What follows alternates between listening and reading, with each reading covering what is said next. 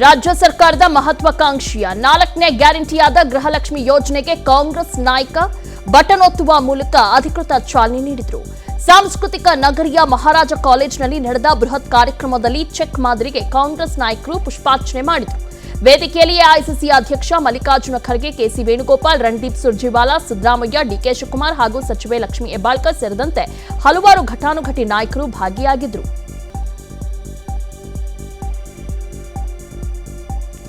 ಎಂದಿನಿಂದಲೇ ಪ್ರತಿ ಕುಟುಂಬದ ಮನೆ ಯಜಮಾನಿಯರಿಗೆ 2,000 ಹಣ ಸಿಗಲಿದ್ದು, ವೇದಿಕೆಯಲ್ಲಿ ಸಾಂಕೇತಿಕವಾಗಿ 10 ಮಂದಿ ಮಹಿಳೆಯರಿಗೆ ರಾಹುಲ್ ಗಾಂಧಿ ಡಿಜಿಟಲ್ ಕಾರ್ಡ್ ವಿತರಿಸಿದರು. ಇದಕ್ಕೂ ಮುನ್ನ ಕರ್ನಾಟಕದಲ್ಲಿ ಕಾಂಗ್ರೆಸ್ ಪಕ್ಷ ಶತದಿನ ಪೂರೈಸಿದ ಹಿನ್ನೆಲೆಯಲ್ಲಿ ಸರ್ಕಾರದ ಸಾಧನೆ ಕುರಿತು 100 ದಿನದ ಆಡಳಿತದ ಪುಸ್ತಕವನ್ನು ಕಾಂಗ್ರೆಸ್ ನಾಯಕರು ಬಿಡುಗಡೆ ಮಾಡಿದರು.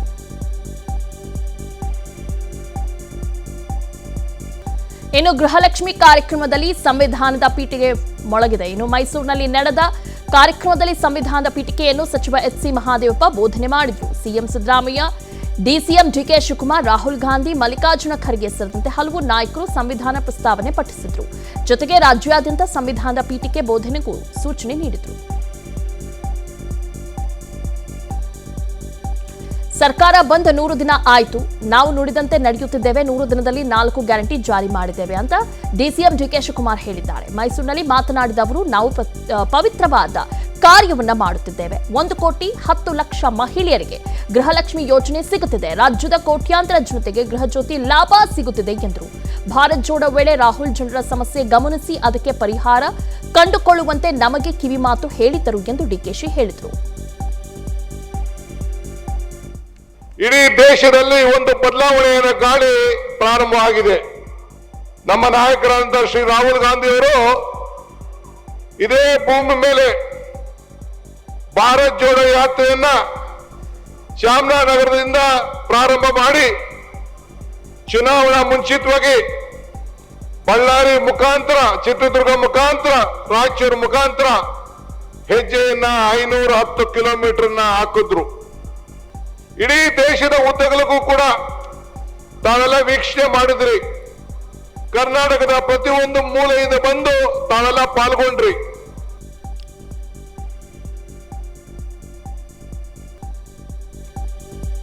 ಇನ್ನು ಕಾಂಗ್ರೆಸ್ ನಾಯಕ ರಾಹುಲ್ ಗಾಂಧಿ ಮಾತನಾಡಿ, ಕಾಂಗ್ರೆಸ್ ಗ್ಯಾರಂಟಿ ಜಾರಿ ಮಾಡಲ್ಲ, ಸತ್ಯಕ್ಕೆ ದೂರವಾದ ಭರವಸೆ ನೀಡುತ್ತಿದೆ ಎಂದು ಮೋದಿ ಹೇಳಿದರು. ಆದರೆ ನಾವು ಕೊಟ್ಟ ಮಾತಿನಂತೆ ಗ್ಯಾರಂಟಿ ಜಾರಿ ಮಾಡಿದ್ದೇವೆ ಎಂದರು. ಉಚಿತವಾಗಿ ಬಸ್ ಪ್ರಯಾಣ, ಫ್ರೀಯಾಗಿ ವಿದ್ಯುತ್, ಮನೆ ಯಜಮಾನಿಗೆ 2,000 ರೂಪಾಯಿ ಹಾಕುತ್ತಿದ್ದೇವೆ. ಆದರೆ ಬಿಜೆಪಿ ಅವರು ಗ್ಯಾರಂಟಿ ಯೋಜನೆಗಳ ಬಗ್ಗೆ ಹಲವು ಅಪಪ್ರಚಾರ ಮಾಡಿದ್ರು. ಆದರೆ ನಾವು ಕೊಟ್ಟ ಮಾತಿನಂತೆ ಗ್ಯಾರಂಟಿ ಜಾರಿ ಮಾಡಿದ್ದು, ಈ ಮೂಲಕ ಕರ್ನಾಟಕ ದೇಶಕ್ಕೆ ಮಾದರಿಯಾಗಿದೆ ಎಂದು ಮೋದಿ ವಿರುದ್ಧ ವಾಗ್ದಾಳಿ ನಡೆಸಿದರು.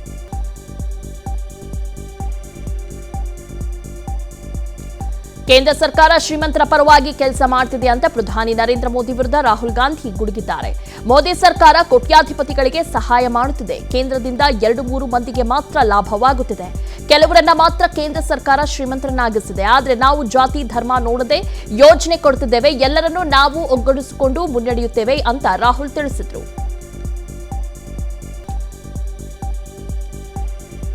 ಗೃಹಲಕ್ಷ್ಮಿ ಸ್ಕೀಮ್ಗೆ ಚಾಲನೆ ನೀಡಿ ಬೆಲೆ ಏರಿಕೆ ಪ್ರಸ್ತಾಪ ಮಾಡುತ್ತಾ ಕೇಂದ್ರ ಸರ್ಕಾರದ ವಿರುದ್ಧ ವಾಗ್ದಾಳಿ ನಡೆಸಿದ್ದಾರೆ. ದೇಶದ ಜನರು ನಿರಂತರ ಬೆಲೆ ಏರಿಕೆಯಿಂದ ತತ್ತರಿಸಿದ್ದಾರೆ. ರಾಜ್ಯ ಕಾಂಗ್ರೆಸ್ ಸರ್ಕಾರ ಮಹಿಳಾ ಕೇಂದ್ರಿತ ಯೋಜನೆ ಮಾಡಿದೆ. ಮಹಿಳೆಯರ ಅಭಿವೃದ್ಧಿಗಾಗಿ ಹಲವು ಯೋಜನೆ ರೂಪಿಸಿದ್ದೇವೆ. ಭಾರತ್ ಜೋಡೋ ವೇಳೆ ಮಹಿಳೆಯರ ಜೊತೆ ನಾನು ಚರ್ಚೆ ಮಾಡುವ ವೇಳೆ ಎಲ್ಲರೂ ಬೆಲೆ ಏರಿಕೆ ಬಗ್ಗೆ ನನಗೆ ತಿಳಿಸಿದರು. ಇದೇ ಕಾರಣಕ್ಕೆ ಮಹಿಳೆಯರಿಗಾಗಿ ಗ್ಯಾರಂಟಿ ಜಾರಿ ಮಾಡಿದ್ದೇವೆ ಎಂದರು.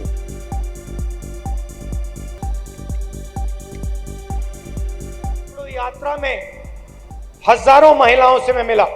कर्नाटक में हम तकरीबन 600 किलोमीटर चले और मैंने आपसे बात की और चलते मुझे एक बात गहराई से समझ आ गई. आपने कहा कि महंगाई की चोट आपको लग रही है, चाहे वो पेट्रोल हो, डीजल हो, गैस सिलेंडर हो, अंत में चोट हमारी माताएं बहनों को लगती है. हजारों महिलाओं ने मुझे कहा कि महंगाई को वो सह नहीं पा रही हैं. चलते चलते मुझे बात समझ आई कि जो कर्नाटका की महिलाएं हैं वो इस प्रदेश की नींव है, फाउंडेशन है. जैसे पेड़ जड़ के बिना खड़ा नहीं हो सकता, वैसे कर्नाटक हमारी माताओं बहनों के बिना खड़ा नहीं हो सकता है. ಕಾಂಗ್ರೆಸ್ ಸರ್ಕಾರದ 5 ಗ್ಯಾರಂಟಿಗಳಲ್ಲಿ 4 ಗ್ಯಾರಂಟಿಗಳು ಮಹಿಳೆಯರಿಗೆ ನೆರವಾಗಲಿದೆ ಅಂತ ರಾಹುಲ್ ಗಾಂಧಿ ಹೇಳಿದರು. ಉಚಿತ ಅಕ್ಕಿ ಮಹಿಳೆಯರಿಗೆ, ಫ್ರೀ ಬಸ್, ಶಕ್ತಿ ಯೋಜನೆಗೆ ಹಾಗೂ ಗೃಹಲಕ್ಷ್ಮಿ ಯೋಜನೆಗಳು ಮಹಿಳೆಯರಿಗೆ ಸಹಾಯವಾಗಲಿದ್ದು, ಮಹಿಳಾ ಸ್ವಾವಲಂಬನೆಗೆ ಗ್ಯಾರಂಟಿ ಯೋಜನೆ ವರದಾನವಾಗಲಿ ಎಂದರು.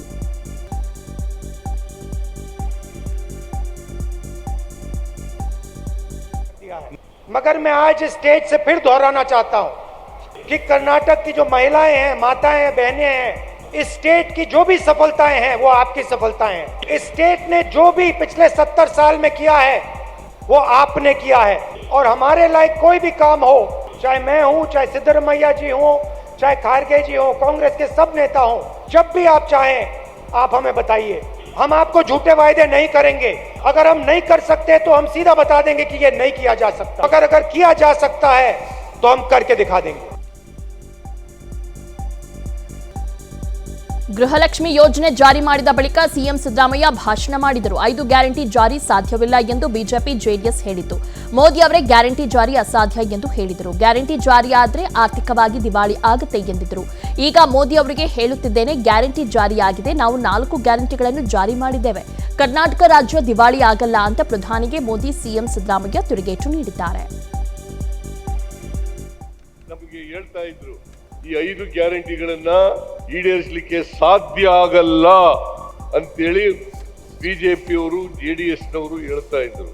ಅಷ್ಟೇಕೆ ಸ್ವತಃ ನರೇಂದ್ರ ಮೋದಿ ಅವರೇ ಹೇಳಿದ್ರು ರಾಜಸ್ಥಾನದಲ್ಲಿ, ಈ 5 ಗ್ಯಾರಂಟಿಗಳನ್ನ ಜಾರಿ ಮಾಡಿದರೆ ಕರ್ನಾಟಕ ರಾಜ್ಯ ಆರ್ಥಿಕವಾಗಿ ದಿವಾಳಿ ಆಗ್ತದೆ ಅಂತಕ್ಕಂಥ ಮಾತನ್ನ ಹೇಳಿದ್ರು. ಇದು ನರೇಂದ್ರ ಮೋದಿ ಅವರು ಹೇಳಿದಂತ ಮಾತು. ಇವತ್ತು ನಾವು 4 ಗ್ಯಾರಂಟಿಗಳನ್ನ ಜಾರಿ ಮಾಡಿದ್ದೀವಿ ಕರ್ನಾಟಕದಲ್ಲಿ. 5ನೇ ಗ್ಯಾರಂಟಿ ಯುವ ನಿಧಿ. ಈ ಕಾರ್ಯಕ್ರಮ ಡಿಸೆಂಬರ್ ಅಥವಾ ಜನವರಿ ಮುಂದಿನ ವರ್ಷ ಇಂದ ಜಾರಿ ಮಾಡ್ತಕ್ಕಂಥ ಕಾರ್ಯಕ್ರಮವನ್ನು ಮಾಡ್ತಾ ಇದ್ದೀವಿ. ಆದರೆ ಕರ್ನಾಟಕ ರಾಜ್ಯ ಇದರಿಂದ ದಿವಾಳಿ ಆಗಲಿಲ್ಲ. ಇನ್ನು 100 ದಿನದಲ್ಲಿ ಕೊಟ್ಟ ಮಾತು ಉಳಿಸಿಕೊಂಡ ಸರ್ಕಾರ ನಮ್ಮದು ಅಂತಲೂ ಸಿಎಂ ಸಿದ್ದರಾಮಯ್ಯ ಹೇಳಿದರು. ಅಲ್ಲದೆ ಈ ಹಿಂದೆ ಯಾವ ಸರ್ಕಾರವೂ ಈ ರೀತಿ ಮಾಡಿರಲೇ ಇಲ್ಲ. ಕೊಟ್ಟ ಮಾತು ಉಳಿಸಿಕೊಳ್ಳುವುದು ರಾಜಧರ್ಮ. ಈ ಹಿಂದೆಯೂ ಕೊಟ್ಟ ಮಾತು ಉಳಿಸಿಕೊಂಡಿದ್ದೆವು. ಈಗಲೂ ನಾವು ಕೊಟ್ಟ ಮಾತು ಉಳಿಸಿಕೊಳ್ಳುತ್ತಿದ್ದೇವೆ. ನಮ್ಮ ಪಕ್ಷ ಸರ್ಕಾರ ನುಡಿದಂತೆ ನಡೆಯುತ್ತಿದೆ. 5 ವರ್ಷದಲ್ಲಿ ನಾವು ಕೊಟ್ಟ ಎಲ್ಲಾ ಭರವಸೆ ಈಡೇರಿಸುತ್ತೇವೆ ಅಂತ ಸಿಎಂ ಸಿದ್ದರಾಮಯ್ಯ ಹೇಳಿದರು.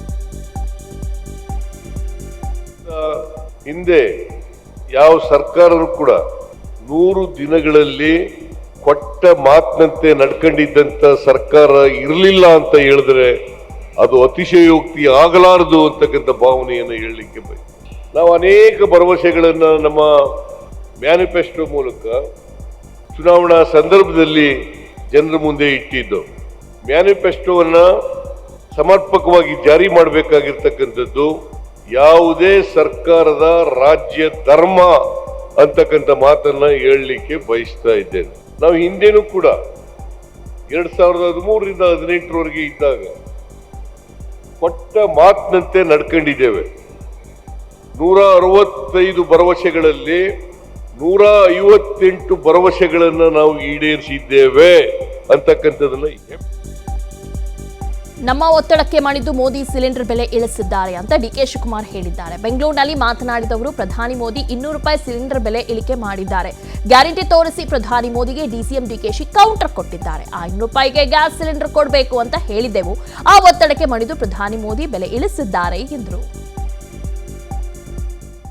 ಅಲ್ಲ ರೀ, ಪ್ರೈಮ್ ಮಿನಿಸ್ಟರ್ ಹೇಳ್ತಾ ಇರೋದು ದಿವಾಳಿ ಆಗೋಗ್ತದೆ ಅಂತ. ಮತ್ತೆ ಅವ್ರು ಯಾಕೆ ಮಹಾರಾಷ್ಟ್ರ, ಮಧ್ಯಪ್ರದೇಶದಲ್ಲಿ ಯಾಕೆ 1,500 ಕೊಡ್ತಾವ್ರೆ, ಈಗ ಯಾಕೆ 200 ಕೊಡ್ತಾ ಇದಾರೆ? ಅವ್ರಿಗೆಲ್ಲ ಅವ್ರ ಸರ್ವೆ ರಿಪೋರ್ಟು, ಜನ ಅಭಿಪ್ರಾಯ ಬೈತಾ ಇರೋದು, ಹೆಣ್ಮಕ್ಳು ಬೈತಾ ಇರೋದು, ನೋಡು ಕಾಂಗ್ರೆಸ್ ಅವ್ರಿಗೆ ಕೊಡ್ತಾ ಇದಾರೆ, ನೀವೇನು ಕೊಡ್ತಾ ಇಲ್ಲ ಅಂತ ಹೇಳಿ 200 ರೂಪಾಯಿ ಗ್ಯಾಸ್ನ ಸಬ್ಸಿಡಿ ಕೊಡ್ತೀವಿ ಅಂತ ಹೇಳಿದ್ದಾರೆ. ಬಹಳ ಸಂತೋಷ, ನಮ್ದೇನು ಅದ್ರಲ್ಲೇನು ತಗರಾರಿಲ್ಲ. ಬಟ್ ಎಚ್ಚರಿಕೋತಾ ಇದಾರಲ್ಲ, ನಾವು ಮಾಡಿದಂತ ನಮ್ಮ ಮಾಡೆಲ್, ಕರ್ನಾಟಕ ಮಾಡೆಲ್ನ ಪ್ರೈಮ್ ಮಿನಿಸ್ಟ್ರು ಈಗ ಪಾಲನೆ ಮಾಡ್ತಾರೆ. ಸಿಲಿಂಡರ್ ಬೆಲೆಯಲ್ಲಿ 200 ರೂಪಾಯಿ ಇಳಿಸಿದ್ದಕ್ಕೆ ಪ್ರಧಾನಿ ಮೋದಿಗೆ ಕಾಂಗ್ರೆಸ್ ನಾಯಕರು ಜಗದೀಶ್ ಶೆಟ್ಟರ್ ಪ್ರಶ್ನಿಸಿದ್ದಾರೆ. ಚುನಾವಣೆ ಟೈಮ್ನಲ್ಲಿ ಸಿಲಿಂಡರ್ ಬೆಲೆ ಇಳಿಸಿದ್ದು ಗಿಮಿಕ್ ಅಲ್ವಾ ಅಂತ ಪ್ರಶ್ನೆ ಮಾಡಿದ್ದಾರೆ. ಹುಬ್ಬಳ್ಳಿಯಲ್ಲಿ ಮಾತನಾಡಿದ ಶೆಟ್ಟರ್, ಚುನಾವಣೆಗೂ ಮೊದಲೇ ಕಾಂಗ್ರೆಸ್ 5 ಗ್ಯಾರಂಟಿ ಘೋಷಿಸಿತು.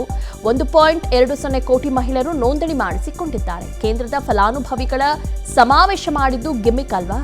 ಗಿಮಿಕ್ ಅನ್ನೋದನ್ನ ಬಿಡಿ ಅಂತ ಹೇಳಿದರು. ಟೀಕಿಸುವ ಮೊದಲು ನಿಮ್ಮ ಪಕ್ಷದ ಅವ್ಯವಸ್ಥೆ ಏನಿದೆ ತಿಳಿದುಕೊಳ್ಳಿ. ಈವರೆಗೂ ವಿರೋಧ ಪಕ್ಷದ ನಾಯಕನನ್ನ ನೇಮಕ ಮಾಡಲಾಗಿಲ್ಲ ಅಂತ ಟೀಕಿಸಿದ್ದಾರೆ.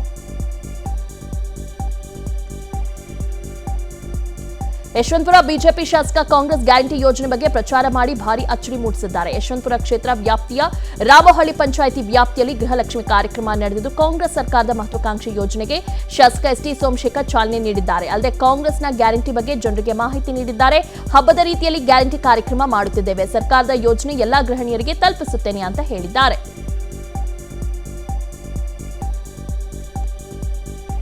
ಗೃಹಲಕ್ಷ್ಮಿ ಯೋಜನೆ ಏನ್ ಮಾಡ್ತಾ ಇದ್ದೀರಿ, ನೀವ್ಯಾಕೆ ನಮ್ಗೆ ಸಹಕಾರ ಕೊಡ್ತಾ ಇಲ್ಲ, ಯೋಜನೆ ನಮ್ಗೆ ತಲುಪ್ತಾ ಇಲ್ಲ ಅಂತಂದ ಸಮಯದಲ್ಲಿ ನಾನು ಬಿಜೆಪಿಯವನಪ್ಪ, ಇದು ಕಾಂಗ್ರೆಸ್ ಅಂತ ಹೇಳಲಿಕ್ಕೆ ಆಗೋದಿಲ್ಲ. ಈ ಭಾಗದ ಶಾಸಕನಾಗಿ ಯಾವುದೇ ಸರ್ಕಾರ ಇದೆಯಲ್ಲಿ ಅದು ಯೋಜನೆಗಳನ್ನ ಜನಸಾಮಾನ್ಯರಿಗೆ ತಲುಪಬೇಕು ಅಂತಾನೆ ಸರ್ಕಾರಗಳು ಕಾರ್ಯಕ್ರಮ ಮಾಡತಕ್ಕಂಥ. ಅದರಿಂದ ಸರ್ಕಾರದ ಯೋಜನೆ ತಲುಪಬೇಕು, ಅದು ವ್ಯವಸ್ಥೆ ಏನ್ ಮಾಡಬೇಕು ಮಾಡ್ತಾ ಇದ್ದಾರೆ. ಮಾಜಿ ಸಿಎಂ ಎಚ್ ಡಿ ಕುಮಾರಸ್ವಾಮಿ ಆರೋಗ್ಯದಲ್ಲಿ ಏರುಪೇರಾಗಿದೆ. ತಡರಾತ್ರಿ ಸುಸ್ತು ಅಂತ ಜಯನಗರದ ಅಪೋಲೋ ಆಸ್ಪತ್ರೆಗೆ ದಾಖಲಾಗಿದ್ದಾರೆ. ಡಾಕ್ಟರ್ ಪಿ ಸತೀಶ್ ಚಂದ್ರ ನೇತೃತ್ವದಲ್ಲಿ ಕುಮಾರಸ್ವಾಮಿಗೆ ಚಿಕಿತ್ಸೆ ನೀಡಲಾಗ್ತಾ ಇದ್ದು ಎಚ್ಡಿಕೆ ರಕ್ತದೊತ್ತಡ, ಶುಗರ್ ನಾರ್ಮಲ್ ಆಗಿದೆ ಅಂತ ಹೆಲ್ತ್ ಬುಲೆಟಿನ್ ಬಿಡುಗಡೆ ಆಗಿದೆ. ಇನ್ನು ಇತ್ತೀಚೆಗೆ ನಿರಂತರವಾಗಿ ವಿದೇಶ ಪ್ರವಾಸ ಕೈಗೊಂಡಿದ್ದರಿಂದ ಮಾಜಿ ಸಿಎಂ ಕುಮಾರಸ್ವಾಮಿಗೆ ಅನಾರೋಗ್ಯ ಕಾಣಿಸಿಕೊಂಡಿದೆ ಎನ್ನಲಾಗಿದೆ. ನಿರಂತರವಾಗಿ ವಿದೇಶ ಪ್ರವಾಸದಿಂದಾಗಿ ಸುಸ್ತು ಉಂಟಾಗಿ ಆಸ್ಪತ್ರೆಗೆ ದಾಖಲಾಗಿದ್ದಾರೆ. ಸದ್ಯ ಚಿಕಿತ್ಸೆ ನೀಡಿರುವ ವೈದ್ಯರು ಕುಮಾರಸ್ವಾಮಿ ಆರೋಗ್ಯದಲ್ಲಿ ಚೇತರಿಕೆ ಕಂಡಿದೆ ಎಂದು ಮಾಹಿತಿ ನೀಡಿದ್ದಾರೆ. ಅಲ್ಲದೆ ಕುಮಾರಸ್ವಾಮಿ ಬಿಪಿ ಮತ್ತು ಶುಗರ್ ನಾರ್ಮಲ್ ಆಗಿದೆ ಅಂತ ಹೇಳಿದ್ದಾರೆ.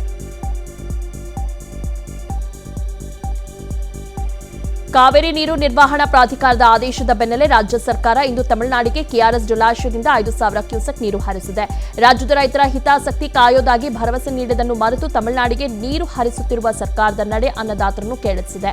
ಕೆಆರ್ಎಸ್ ಜಲಾಶಯದ ಬಳಿ ಕಣ್ಣಿಗೆ ಕಪ್ಪು ಪಟ್ಟಿ ಕಟ್ಟಿಕೊಂಡು ರೈತರು ಇಂದು ಕೂಡ ಪ್ರತಿಭಟನೆ ಮುಂದುವರೆಸಿದ್ದಾರೆ. ಇದೇ ಸ್ಥಳದಲ್ಲಿ ಅಹೋರಾತ್ರಿ ಧರಣಿ ನಡೆಸಲು ಮೇಲುಕೋಟೆ ಶಾಸಕ ದರ್ಶನ್ ಪುಟ್ಟಣಯ್ಯ ಕರೆ ನೀಡಿದ್ದಾರೆ. ನಾಡಿದ್ದು ಕಾವೇರಿ ನದಿ ನೀರು ಹಂಚಿಕೆ ವಿವಾದದ ಅರ್ಜಿ ಸುಪ್ರೀಂ ಕೋರ್ಟ್ನಲ್ಲಿ ವಿಚಾರಣೆ ಬರಲಿದೆ. ಈಗಾಗಲೇ ಕಾವೇರಿ ನೀರು ನಿರ್ವಹಣಾ ಪ್ರಾಧಿಕಾರ ತಮಿಳುನಾಡಿಗೆ ನೀರು ಬಿಡುವಂತೆ ಸೂಚಿಸಿದ ಹಿನ್ನೆಲೆ ರಾಜ್ಯದಲ್ಲಿ ಆಕ್ರೋಶ ವ್ಯಕ್ತವಾಗಿದೆ.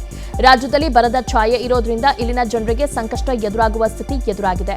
ಹೀಗಾಗಿ ಸುಪ್ರೀಂ ಕೋರ್ಟ್ನಲ್ಲಿ ಸಮರ್ಥವಾಗಿ ವಾದ ಮಂಡಿಸುವ ಸಲುವಾಗಿ ನಾಳೆ ಡಿಕೆಶಿ ಸಭೆ ನಡೆಸಲಿದ್ದಾರೆ.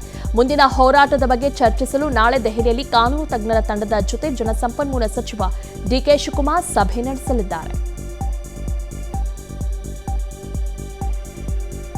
ತಮಿಳುನಾಡಿಗೆ ನೀರು ಹರಿಸುವಂತೆ ಕಾವೇರಿ ನೀರು ನಿರ್ವಹಣಾ ಪ್ರಾಧಿಕಾರ ಆದೇಶಿಸಿರುವುದಕ್ಕೆ ಆಕ್ರೋಶ ವ್ಯಕ್ತವಾಗಿದೆ. ಪ್ರಾಧಿಕಾರ ನೀಡಿರುವ ಆದೇಶ ಅನ್ಯಾಯ ಮಾತ್ರವಲ್ಲ, ಅವಾಸ್ತವವಾಗಿದೆ. ಇದನ್ನು ಕರ್ನಾಟಕ ಸರ್ಕಾರ ಯಾವುದೇ ಕಾರಣಕ್ಕೂ ಒಪ್ಪಬಾರದು ಮತ್ತು ಜಾರಿಗೊಳಿಸಬಾರದು ಅಂತ ಕರ್ನಾಟಕ ರಕ್ಷಣಾ ವೇದಿಕೆ ರಾಜ್ಯಾಧ್ಯಕ್ಷ ಟಿಎ ನಾರಾಯಣಗೌಡ ಆಗ್ರಹಿಸಿದ್ದಾರೆ. ರಾಜ್ಯದಲ್ಲಿ ತೀವ್ರ ಸ್ವರೂಪದ ಬರದ ಸ್ಥಿತಿ ನಿರ್ಮಾಣವಾಗಿದೆ. ರೈತರು ಮಳೆ ಇಲ್ಲದೆ ಕಂಗಾಲಾಗಿದ್ದಾರೆ. ಇಂತಹ ಸ್ಥಿತಿಯಲ್ಲಿ ದಿನಕ್ಕೆ 5,000 ಕ್ಯೂಸೆಕ್ ನೀರು ಎಲ್ಲಿಂದ ತರಲು ಸಾಧ್ಯ? ಇಂಥ ಅನ್ಯಾಯದ ಆದೇಶಗಳನ್ನು ಪ್ರಾಧಿಕಾರ ನೀಡಲು ಏನು ಕಾರಣ ಅಂತ ಪ್ರಶ್ನೆ ಮಾಡಿದ್ದಾರೆ. ಪ್ರಧಾನಿ ನರೇಂದ್ರ ಮೋದಿ ಅವರಿಗೆ ರಾಖಿ ಕಟ್ಟುವ ಮೂಲಕ ದೆಹಲಿಯ ಶಾಲಾ ಬಾಲಕಿಯರು ರಕ್ಷಾಬಂಧನ ಹಬ್ಬವನ್ನು ಸಂಭ್ರಮದಿಂದ ಆಚರಣೆ ಮಾಡಿದ್ದಾರೆ. ಇಂದು ಪ್ರಧಾನಿ ನರೇಂದ್ರ ಮೋದಿ ಅವರು ದೆಹಲಿಯ ಶಾಲೆಗೆ ತೆರಳಿ ಅಲ್ಲಿನ ವಿದ್ಯಾರ್ಥಿನಿಯರೊಂದಿಗೆ ಸಂಭ್ರಮದಿಂದ ರಾಖಿ ಕಟ್ಟಿಸಿಕೊಳ್ಳುವ ಮೂಲಕ ರಕ್ಷಾಬಂಧನ ಹಬ್ಬವನ್ನು ಆಚರಿಸಿದ್ದಾರೆ. ಇತ್ತ ಪ್ರಧಾನಿ ಮೋದಿಗೆ ರಾಖಿ ಕಟ್ಟಲು ಪಾಕಿಸ್ತಾನದಿಂದ ಸಹೋದರಿ ಖಮರ್ ಜಹಾನ್ ಬಂದಿಳಿದಿದ್ದಾರೆ. ಪಾಕಿಸ್ತಾನದಿಂದ ಬಂದು ಅಹಮದಾಬಾದ್ನಲ್ಲಿ ನೆಲೆಸಿರುವ ಖಮರ್ ಜಹಾನ್ ಅವರು ಕಳೆದ ಹಲವು ವರ್ಷಗಳಿಂದ ಪ್ರಧಾನಿ ನರೇಂದ್ರ ಮೋದಿ ಅವರಿಗೆ ರಾಖಿ ಕಟ್ಟುತ್ತಿದ್ದಾರೆ.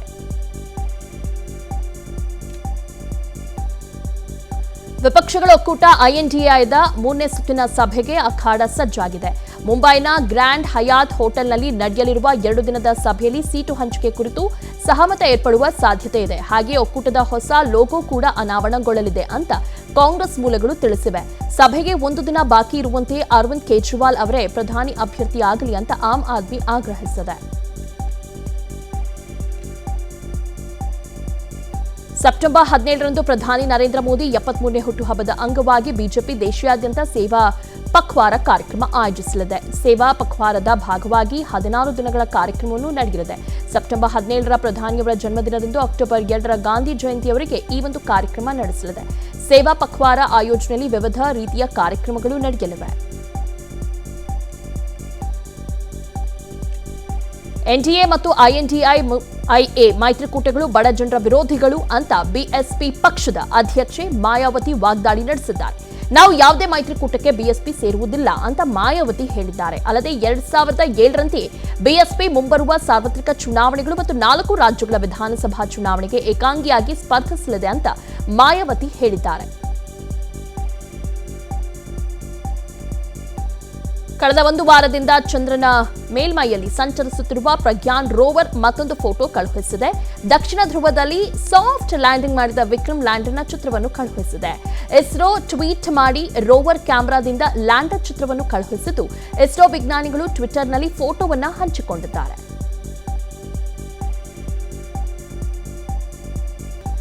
ಚಂದ್ರಯಾನ 3 ಯಶಸ್ಸಿನ ಬೆನ್ನಲ್ಲೇ ಸೂರ್ಯಯಾನಕ್ಕೆ ಇಸ್ರೋ ಮುಂದಾಗಿದೆ. ಸೂರ್ಯನ ಅಧ್ಯಯನಕ್ಕಾಗಿ ಆದಿತ್ಯ L1 ಉಪಗ್ರಹ ಯೋಜನೆಯ ಸಿದ್ಧತೆ ಬಹುತೇಕ ಪೂರ್ಣವಾಗಿದ್ದು, ತಪಾಸಣೆ ಕಾರ್ಯ ಕೂಡ ಪೂರ್ಣವಾಗಿದೆ. ಸೂರ್ಯನ ಬಾಹ್ಯ ವಾತಾವರಣದ ಅಧ್ಯಯನಕ್ಕಾಗಿ ಇಸ್ರೋ ಆದಿತ್ಯ L1 ಬಾಹ್ಯಾಕಾಶ ನೌಕೆಯನ್ನು ಉಡ್ಡಯನ ಮಾಡುವುದಕ್ಕೆ ಭರದಿಂದ ಸಿದ್ಧತೆ ನಡೆಸಿದೆ. ಜೊತೆಗೆ ಆದಿತ್ಯ L1 ಬಾಹ್ಯಾಕಾಶ ನೌಕೆಯ ಉಡ್ಡಯನಕ್ಕೆ ಎಲ್ಲಾ ರೀತಿಯಂತಹ ಸಿದ್ಧತೆಗಳು ಭರದಿಂದ ಸಾಗಿದ್ದು, ಸೆಪ್ಟೆಂಬರ್ 2ರಂದು ಆಂಧ್ರಪ್ರದೇಶದ ಶ್ರೀಹರಿಕೋಟಾದಿಂದ ಉಡಾವಣೆಯಾಗಲಿದೆ.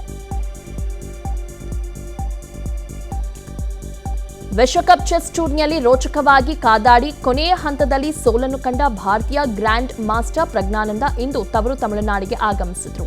ಚೆನ್ನೈ ಏರ್ಪೋರ್ಟ್ನಲ್ಲಿ ಅದ್ದೂರಿ ಸ್ವಾಗತದೊಂದಿಗೆ ಪ್ರಜ್ಞಾನಂದನನ್ನು ಬರಮಾಡಿಕೊಳ್ಳಲಾಯಿತು. ತೆರೆದ ಕಾರಿನಲ್ಲಿ ಮೆರವಣಿಗೆಯಲ್ಲಿ ಸಾಗಿದ ಪ್ರಜ್ಞಾನಂದನಿಗೆ ಸಾವಿರಾರು ಅಭಿಮಾನಿಗಳು ಹೂಗುಚ್ಛ ನೀಡಿ ಘೋಷಣೆ ಕೂಗಿ ಅಭಿನಂದಿಸಿದರು. ಪ್ರಜ್ಞಾನಂದ ಫೈನಲ್ ಪಂದ್ಯದಲ್ಲಿ ವಿಶ್ವ ನಂಬರ್ 1 ನಾರ್ವೆಯ ಮ್ಯಾಗ್ನಸ್ ಕಾರ್ಲ್ಸನ್ ವಿರುದ್ಧ ಸೋಲು ಕಂಡಿದ್ರು.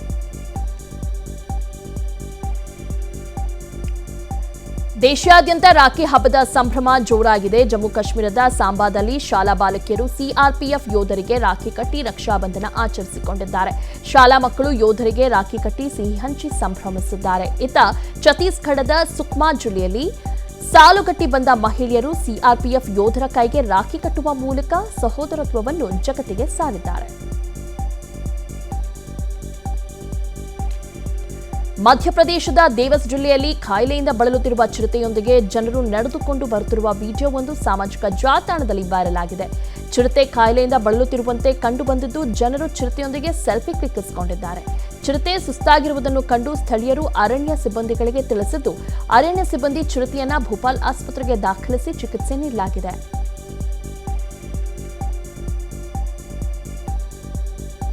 ಸತತ 20 ವರ್ಷಗಳಿಂದ ಕಾಂಗ್ರೆಸ್ ಪಕ್ಷದ ಹಿಡಿತದಲ್ಲಿದ್ದ ಮುಷ್ಟೂರು ಗ್ರಾಮ ಪಂಚಾಯಿತಿ ಈಗ ಜೆಡಿಎಸ್ ತೆಕ್ಕೆಗೆ ಬಂದಿದೆ. ಗ್ರಾಮ ಪಂಚಾಯಿತಿಯ 2ನೇ ಅವಧಿಯ ಅಧ್ಯಕ್ಷರಾಗಿ ಶೋಭಾ ಹಾಗೂ ಉಪಾಧ್ಯಕ್ಷರಾಗಿ ವಾದ್ದಪ್ಪ ಆಯ್ಕೆ ವೇಳೆ ಆಯ್ಕೆಯಾಗಿದ್ದಾರೆ. ಇದೇ ವೇಳೆ 24 ಲಕ್ಷ ವೆಚ್ಚದಲ್ಲಿ ಸುಸಜ್ಜಿತವಾದ ಗ್ರಾಮ ಪಂಚಾಯಿತಿ ಕಟ್ಟಡ ಲೋಕಾರ್ಪಣೆಗೊಂಡಿದೆ. ಜೆಡಿಎಸ್ ಮುಖಂಡ ಕಲ್ಲಪಲ್ಲಿ ಪ್ರಕಾಶ್ ಮಾತನಾಡಿ, ಗ್ರಾಮದ ಅಭಿವೃದ್ಧಿಗೆ ಅಧ್ಯಕ್ಷರು, ಉಪಾಧ್ಯಕ್ಷರು, ಸದಸ್ಯರು ಶ್ರಮಿಸಲಿ ಅಂತ ಮನವಿ ಮಾಡಿದ್ದಾರೆ. ಎಲ್ಲ ಸದಸ್ಯರು ಒಗ್ಗಟ್ಟಾಗಿ ಹಾಗೂ ಹಿರಿಯರ ಮಾರ್ಗದರ್ಶನದಲ್ಲಿ ಒಳ್ಳೆ ಅಭಿವೃದ್ಧಿ ಕೆಲಸ ಮಾಡಿಕೊಂಡು ಹೋಗಬೇಕು ಅಂತ ಹೇಳ್ತಾ, ಈ ಪಂಚಾಯತಿಯಲ್ಲಿ ಜಾತ್ಯಾತೀತ ಜನತಾದಳ ಅಧ್ಯಕ್ಷ ಉಪಾಧ್ಯಕ್ಷರು ಆಯ್ಕೆ ಆಗೋದಕ್ಕೆ ಶ್ರಮ ಪಟ್ಟಿರ್ತಕ್ಕಂಥ ಬಾಬು ಅವರಾಗಿರ್ಬೋದು, ಪ್ರಭಾಕರ್. ಚಾಲೆಂಜಿಂಗ್ ಸ್ಟಾರ್ ದರ್ಶನ್ ಅವರ ಮನೆಯಲ್ಲಿ ರಕ್ಷಾಬಂಧನ ಸಂಭ್ರಮ ಮನೆ ಮಾಡಿದೆ. ನಾಡಿನಾದ್ಯಂತ ಇಂದು ರಕ್ಷಾಬಂಧನ ಆಚರಿಸುತ್ತಿದ್ದು, ಚಾಲೆಂಜಿಂಗ್ ಸ್ಟಾರ್ ದರ್ಶನ್ ಅವರಿಗೆ ನಟಿ ಸೋನಲ್ ರಾಖಿ ಕಟ್ಟುವ ಮೂಲಕ ರಕ್ಷಾಬಂಧನ ಆಚರಿಸಿದ್ದಾರೆ. ನಟಿ ಸೋನಲ್ ಜೊತೆಗೆ ದಾಸನ ಮಹಿಳಾಭಿಮಾನಿಗಳು ಆಗಮಿಸಿ ಯಜಮಾನನಿಗೆ ರಾಖಿ ಕಟ್ಟಿದ್ದು, ಸದ್ಯ ಈ ವಿಡಿಯೋಗಳು ಸೋಷಿಯಲ್ ಮೀಡಿಯಾದಲ್ಲಿ ವೈರಲ್ ಆಗ್ತಿವೆ.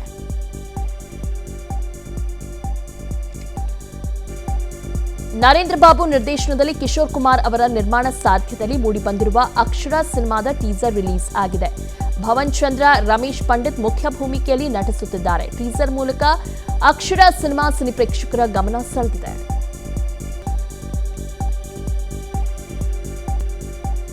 ಏಷ್ಯಾ ಕಪ್ ಆರಂಭದ ದಿನದಲ್ಲೇ ಟೀಂ ಇಂಡಿಯಾದ ಬ್ಯಾಟಿಂಗ್ ಕ್ರಮಾಂಕದಲ್ಲಿ ಚಿಂತೆ ಆರಂಭವಾಗಿದೆ. ಕೆಎಲ್ ರಾಹುಲ್ ಟೂರ್ನಿಯ ಆರಂಭದ 2 ಪಂದ್ಯದಲ್ಲಿ ಹೊರಗುಳಿದಿದ್ದು, ಇವರ ಬದಲಿಗೆ ಇಶಾನ್ ಕಿಶಾನ್ಗೆ ಸ್ಥಾನ ನೀಡಲಾಗಿದೆ. ಇಶಾನ್ ಆರಂಭಿಕ ಆಟಗಾರ. ಆತನನ್ನು ಆರಂಭದಲ್ಲಿ ಆಡಿಸಿದರೆ ತಂಡದ ಬ್ಯಾಟಿಂಗ್ ಲೈನ್ಅಪ್ ಕಂಪ್ಲೀಟ್ ಕುಸಿತ ಕಾಣಲಿದೆ. ಸಂಜು ಸ್ಯಾಮ್ಸನ್ರನ್ನು ಸ್ಟ್ಯಾಂಡ್ ಬೈ ಆಡಿಸದೆ ತಂಡದಲ್ಲಿ ಇಟ್ಟುಕೊಂಡಿದ್ದಾರೆ. ಈ ಸಮಸ್ಯೆಗೆ ಪರಿಹಾರ ಸಿಗುತ್ತಿತ್ತು ಎಂದು ನೆಟ್ಟಿಗರು ಕಿಡಿಕಾರಿದ್ದಾರೆ. ಸದ್ಯ ಟೀಂ ಇಂಡಿಯಾ ಮ್ಯಾನೇಜ್ಮೆಂಟ್ಗೆ ಈ ಸಮಸ್ಯೆ ಬಲವಾಗಿ ಕಾಡುತ್ತಿದೆ. ಸಾಂಪ್ರದಾಯಿಕ ಎದುರಾಳಿಗಳಾದ ಭಾರತ ಮತ್ತು ಪಾಕಿಸ್ತಾನ ನಡುವಿನ ಏಷ್ಯಾ ಕಪ್ ಹೈವೋಲ್ಟೇಜ್ ಪಂದ್ಯ ಸೆಪ್ಟೆಂಬರ್ 2ರಂದು ಕ್ಯಾಂಡಿಯಲ್ಲಿ ನಡೆಯಲಿದೆ. ಅಚ್ಚರಿ ಎಂದರೆ ವೇಳಾಪಟ್ಟಿಯ ಪ್ರಕಾರ ಟೀಂ ಇಂಡಿಯಾ ಒಂದು ಪಂದ್ಯವನ್ನಾಡಲು ಪಾಕ್ಗೆ ತೆರಳಬೇಕಾದ ಅನಿವಾರ್ಯತೆ ಇದೆ. ವೇಳಾಪಟ್ಟಿಯ ಪ್ರಕಾರ 4 ಪಂದ್ಯಗಳು ಪಾಕ್ನಲ್ಲಿ ನಡೆದರೆ ಫೈನಲ್ ಸೇರಿ ಉಳಿದ 9 ಪಂದ್ಯಗಳು ಶ್ರೀಲಂಕಾದಲ್ಲಿ ನಡೆಯಲಿದೆ. ಅಂತೆಯೇ ಭಾರತ ಎ ಗುಂಪಲ್ಲಿ ಅಗ್ರಸ್ಥಾನ ಪಡೆದರೆ ಪಾಕ್ನಲ್ಲಿ ಒಂದು ಪಂದ್ಯವನ್ನು ಆಡಬೇಕಾಗುತ್ತದೆ. ಸದ್ಯ ಈ ವಿಷಯ ಭಾರತ ತಂಡಕ್ಕೆ ನುಂಗಲಾರದ ತುತ್ತಾಗಿ ಪರಿಣಮಿಸಿದೆ.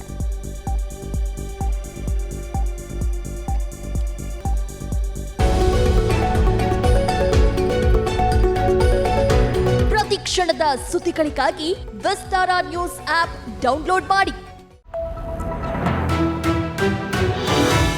ವಿಸ್ತಾರ ನ್ಯೂಸ್, ನಿಖರ ಜನಪರ.